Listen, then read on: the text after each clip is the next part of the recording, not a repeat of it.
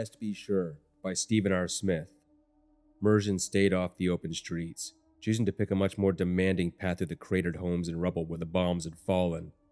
His progress was further impaired by the amount of meat that he'd lost from his body. Blade wounds, projectile weapons, and shrapnel from close proximity weapons that cost him many kilos of flesh and were severely impeding his progress. He hunched over his useless left leg.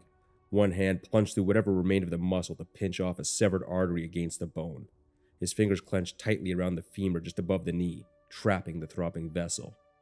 He shuffled this way between the craters and remaining cover, lifting the shredded leg and moving it forward, then locking from the shoulder to the wrist, bracing himself while he stepped up forward with his better leg. Ahead, he could make out the lights of the medical center. The artillery command respected these spaces and shelled around them into oblivion without so much as a tracer passing through the sanctified airspace.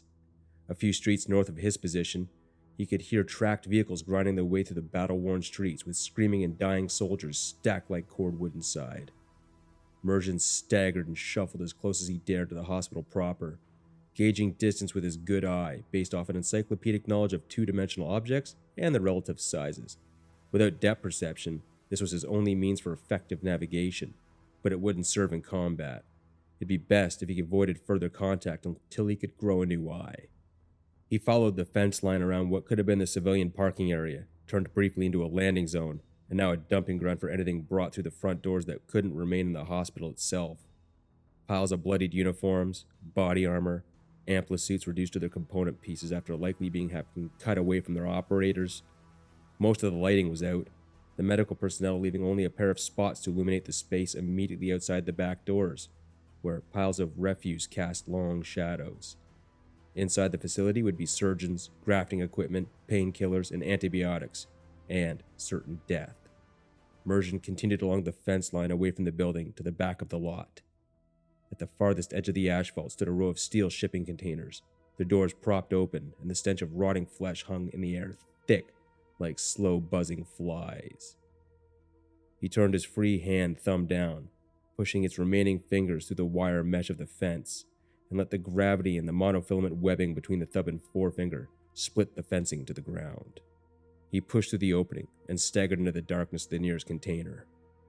As his eyes cycled through the various frequencies to find an acceptable level of clarity, a mountain of carnage presented itself.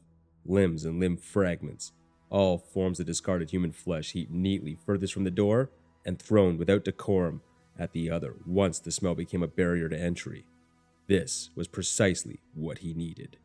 Mergen waded into the nearest pile and allowed his eviscerated leg to fold up ungracefully beneath him, then stretched out on a bed of body parts.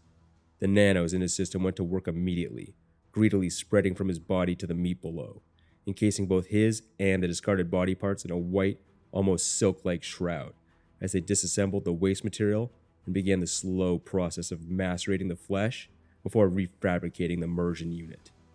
He was in no hurry now. There was no shortage of raw materials.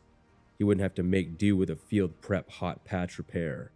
He wouldn't have to go back into combat with limited capacity. Not this time. These humans would be taught that if you hunt down an immersion unit, you had best be sure you finish the job.